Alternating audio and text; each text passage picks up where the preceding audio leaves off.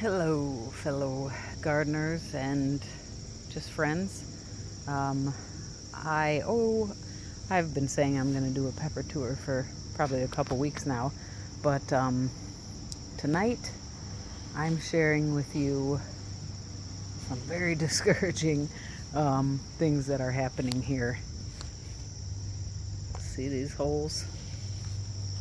Now the groundhog all season has been attempting to get into this bed, but ultimately gave up. And that's why I believe it's not a groundhog that I'm dealing with over here.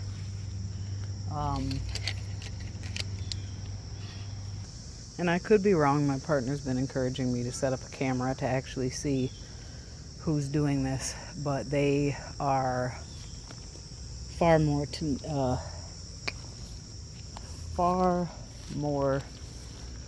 tenacious.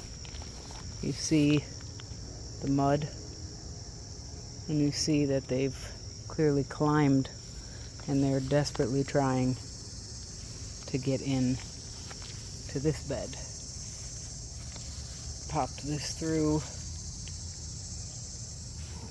The groundhog started this, but you see this is a lunchbox pepper plant here. This is a Cubanelle. They've also been trying over on this side. And you see, that's what alerted me when I went in here one day and I noticed all these peppers that were knocked down, and I said, now wait a minute, insects don't do that. Insects don't do that. And it would appear, yep, they're trying even harder to get into here. And it's pretty frustrating, pretty discouraging, because I discovered yesterday, see how this, I think this is a Jimmy Nardello pepper, is pushed that way. See all these tears? This is a Jimmy Nardello right here. See, we've got one half a pepper too. There's actually a jalapeno in there. That pepper's chewed on. That cayenne plant over there, there's one on the ground. And I'm sure as I go around, because yesterday I didn't have the time to really get around here. Yep, this is a jalapeno. The whole plant's knocked over.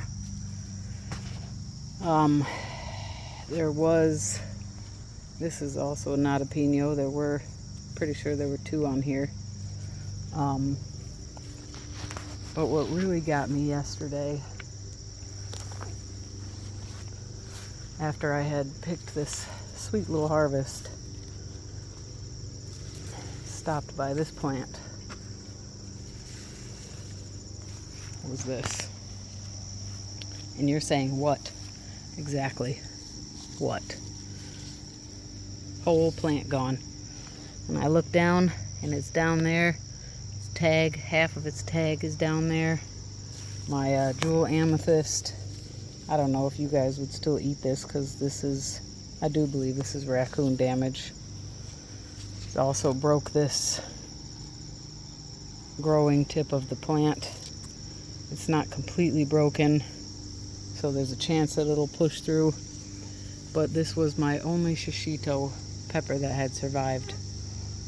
And it was down on the ground, and it had 4 peppers growing on it, and one of them was starting to turn red. And most of the time with shishitos, this is my 3rd year growing them, I go ahead and pick them when they're green. But I thought, no, you know, I'll keep letting it go a little bit longer. And I really wish I hadn't, because I don't know if that encouraged the creature to climb up the green stalk and break down the whole plant. And all they ate was the red one, unless it's down there somewhere and I just don't see it. But the others are still on the plant. And they took a bite out of this orange spice jalapeno. Looks like they tore another one off here. And that doesn't surprise me, because they bit a couple of them. So they bit into them and said, ooh, that's too hot. Ooh, that's too hot. yeah, that's, man, there are a lot of things that can go wrong in the garden. Yeah, see this. I guess we should pass. I'll take you guys around with me, huh? Let's have a look. You guys can go with me so I won't be so scared of what heartbreak I'm going to find. So yeah, this is not a pino plant. Not the whole thing, but that's broken right there. Doesn't look like this is a pineapple ricotta. Oh yeah. There's another branch of the not a pino. And it appears that they're probably trying to chew it through the mesh and it's not working out. But you see more dirty paws. This is actually yellow cayenne. So that's one of the really frustrating things about critters, is that they don't have the thought process that they're going to be like, ooh, I don't like the peppers on this plant. No, they're just biting it till they decide. They bite it, they don't like it, they move on. And that's so frustrating. This is another yellow jalapeno. I mean, cayenne. And this plant does appear, I know there were two decent sized peppers, green peppers on here that are now gone. Yep. Well, what is this? Oh yeah, this is the Jimmy Nardello half-eaten pepper here. And see, they're climbing. So that's super frustrating. So they're knocking over the plants. And this has been 2 nights now, which tells me they're going to be back. And I have not been able to get out here today to do anything. And that's like scary. I laugh, but it's really frustrating. But yeah, it doesn't appear, you know, they can't get in there because of the mesh, but they're trying, and they're trying to get in here. Even from a distance, I'm just trying to figure out what really to do. Other than I need to trap it. I need to trap it, and it's not a pino I'm obviously going to pick, because it's not enough just to, it's not enough just to put up more caging or fencing around this, because it's just going to keep coming back trying to find the weak links in my chain. So gosh,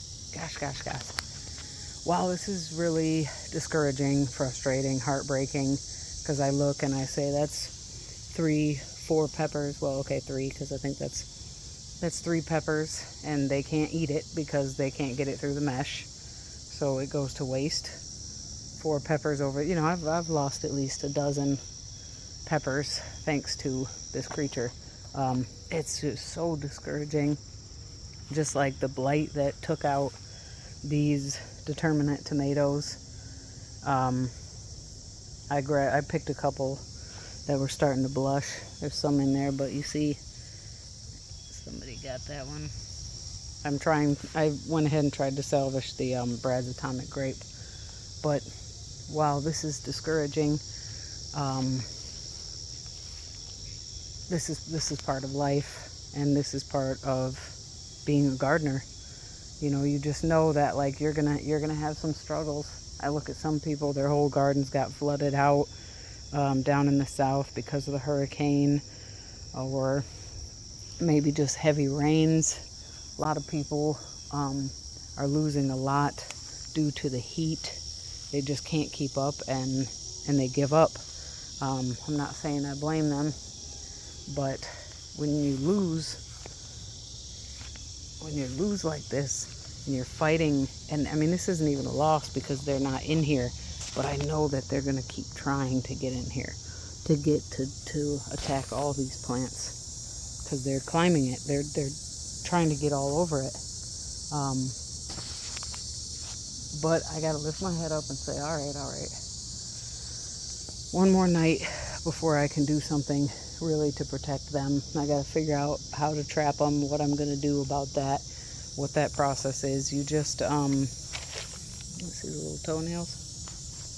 You just do what you can do. You say, son of a gun, that's, these plants are young. They're not really putting out, they don't have any peppers for them to chew on yet. So that's the other thing that makes me believe it's not the groundhog. I covered up this acorn squash from the groundhog and or rabbit. But yeah, now I'm dealing with a pepper raider. But you gotta just keep pushing on through, Look at this Cubanelle plant is loaded. Actually, maybe one of those are starting to blush. Yep. This I see is loose. So I could get a screw and my drill and screw that down. And you got to look around and say, I'm really worried that it's gonna keep coming for my peppers and my other plants, but what can I do? All right, what can I do? If you don't know, go ask some other gardeners, go ask some people in your neighborhood, and just get to work. That's all I can do, something. And they came after I fed with fish fertilizer. I'm sure that kind of drew them in. Not that they weren't already visiting, but that's ginger. I still have the pepper plants. I actually put that plant in water, so we'll see. There's still a lot for me to do here. That's the back garden. My tomatoes. Yeah, you can see blight from here. But I started working on this because they're all jumbled over. There's more tomatoes over here, cucamelon and ground cherries here, more tomatoes. Yep, I got blight, sugar baby watermelon. There's 2 of them and they're just all jarbled up. And that almost looks like someone was scratching it. Yep, because it didn't look like that. And look at this. These are Kellogg's breakfast. Look at that massive freaking tomato. Yeah, see, this is most likely squirrel and chipmunk climbing up here eating that. Massive. Look at this. Look at this big boy.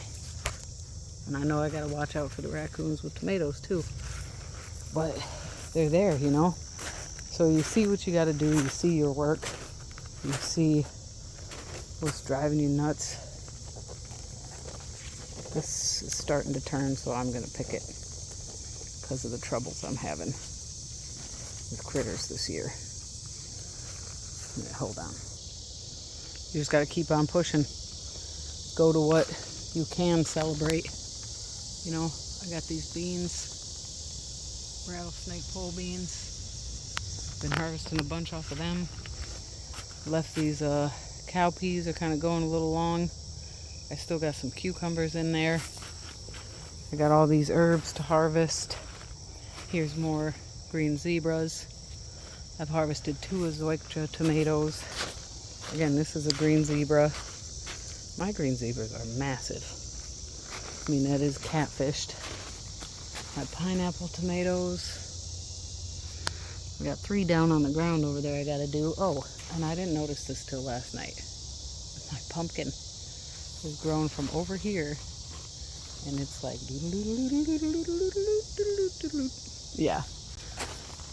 So, and I know you might not all have a lot to celebrate once you've lost. Something was digging in here. I had it covered up. And then I was like, well, I might as not cover it up, because whatever they were digging for, they were squishing the heck out of this patty pan squash and broke off most of the leaves. But I'm supposed to be, I need to harvest some okra. It got a little kind of big. Probably should cut this amaranth down because it's competition. And check this baby out.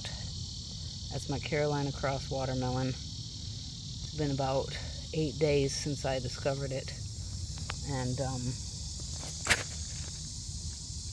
it's big.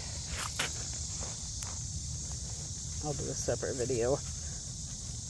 Looks like somebody little. Look at that. Yeah, buddy. But worried about this little thing too. But I don't know if the raccoons are making it back here.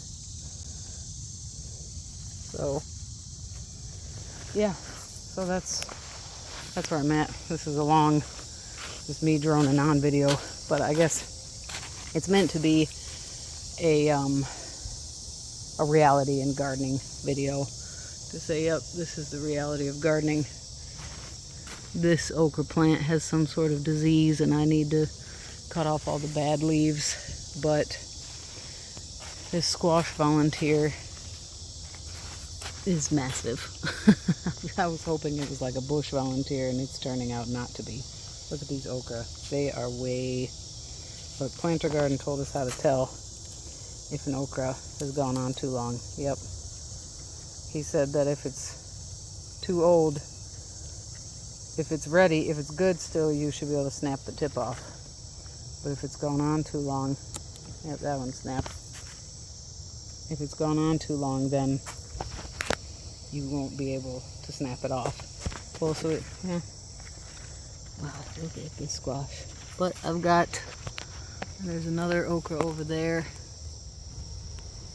Oh man. So, yeah, reality in gardening is that you have your struggles, and sometimes they're big struggles, and sometimes they're frustrating, and sometimes they get the better of you. But take a deep breath. Walk through your garden, even if it's small. If it's small and something took out your whole garden, then I guess all you can do is praise God that you're able to do this and learn and say, well, what can I do now? Can I fix this? Can I grow something else? Can I start a new crop? Because there's a good chance that you can start something else and just go from there. Don't let it defeat you. Whatever, I can't let the groundhog defeat me. Or the mosquitoes yeah. Just keep going, and so that's something that I guess the reason I came here to cry on you guys' shoulder and to share, is to say that, yeah, go to your gardening community and vent what happened and get it off your chest. And someone will come along and say, you know what, I did this, I tried that, or just I know what you're going through. That's frustrating. And you pull up your boots and you say, all right, let's do this. And that's where I'm at. All right, let's do this. Let's put in the work.